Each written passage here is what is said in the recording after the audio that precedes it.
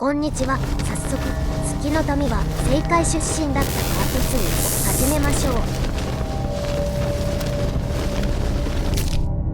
う。よろしくお願いします。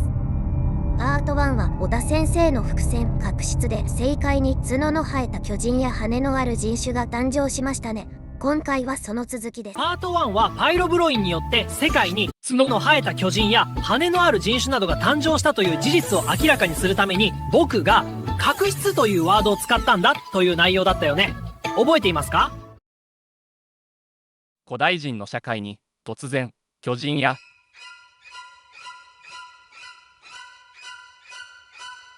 羽のある人種が誕生したら皆さんはどうなると思いますか？どうしたの？遊ぼうよ。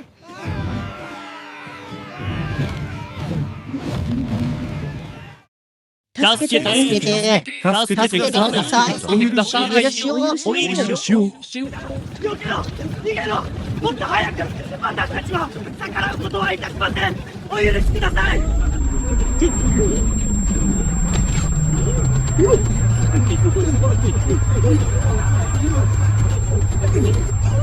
Run faster! They are right behind us. Help us!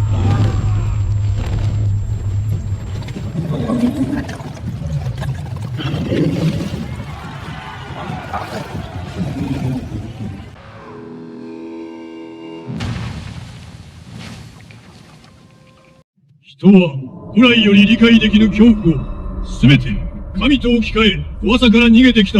もはや苦戦と全人類が諦めたものが神なのだ。このように手も足も出ない存在が神という政界における定義ができてしまったんですね。このように政界では降り注いだパイロブロインの影響で次々と神となる人種が誕生していったんです。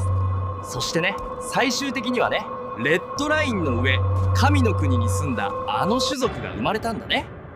その種族の誕生により羽持ち種族たちは政界を追われ空島に隠れ住むことになるんだ。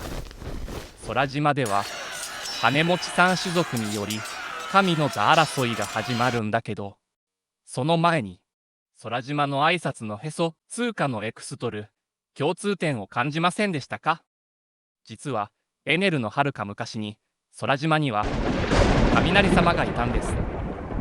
雷様の正体はこの種族なんです。我らは雷。我が種族は体内に発電機関を持ち、頭に電極を備えた雷なのである。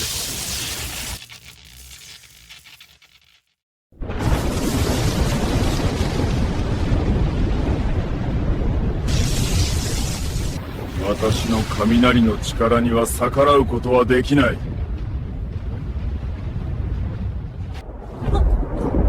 お許しください。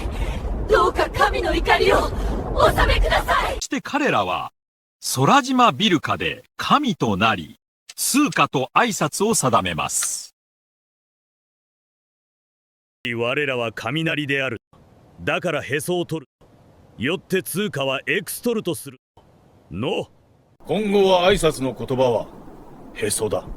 そして手のポーズは我が種族に敬意を示し、頭の電極を表すこの形だ。いいな。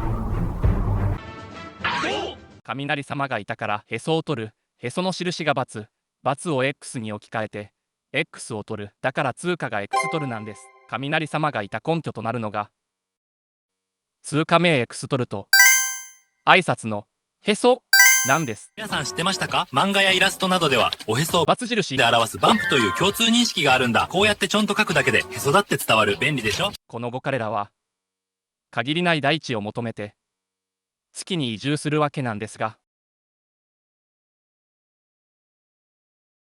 でも月の壁画の三種族には神の存在を感じないですよね。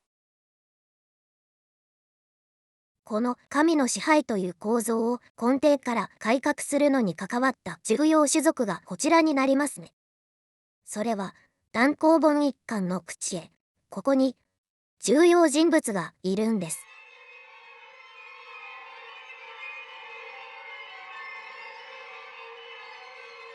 はい。私がダイヤルなんです。そうなんだよ。実はね、このダイヤル君たちはパイロブロインの影響でウルトラハイパー知的生物に生まれ変わっていたんだよ。僕が貝にダイヤルと名付けた意味を今から説明しますね。こちらをご覧ください。ダイヤルという言葉には行き過ぎたイデオロギーを調整して正常に戻すという意味があるんです。この天才集団ダイヤルたちは自分たちのイデオロギーを実行するために自分たちの殻を武器として改造して一時的に神の立場を利用することにしたんだよ。ダイヤルたちはこの神の立場を利用して羽持ち種族たちを教育していくんです。神至上主義という異常なイデオロギーの是正ほか高度な知的教育により社会は高い文明水準になっていきます。社会が高度に成長し安定して人口が増加したため空島はキャパ不足に陥ります。正解に戻ろうにもあの種族がいるためスキー移住を決断します。彼らは初代箱舟マキシムを設計建造し動力源は雷族の電力を利用したんだ。住民の移動に箱舟という発想は正解出身でなければありえないんです。彼らが月出身であったなら不良性の不在する場所で浮力による移動手段という概念自体が生まれないんです。空島ビルカの住民たちは箱舟マキシムに乗り込みフェアリーバースに移住するわけなんですが、このフェアリーバースには公平のフェアリー、つまり誰からも抑圧を受けないという意味とフェアリーテイル、つまり幻想が打ちのめされるという意味があるんです。どういうことかというと、夢と希望を抱いて移住した月で宇宙海賊と出くわすんです。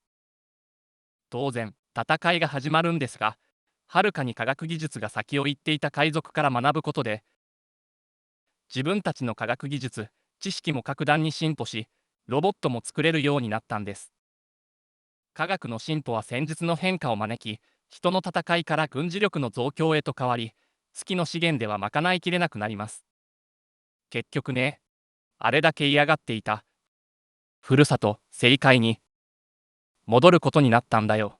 見てもらったように月の民も全ての人種も正解の古代人から誕生したものなので、交合、受胎、出産が可能なんです。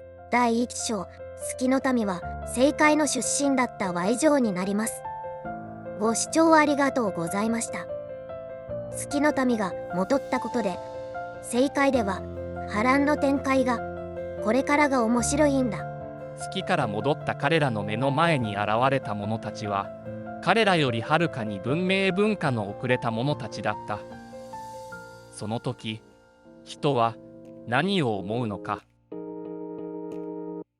高度な科学技術を身につけて正解に戻った彼らがパイロブロインのものすごい効能に気づいた時に彼らは何をなすのか。いいね、チャンネル登録、コメントよろしくお願いします。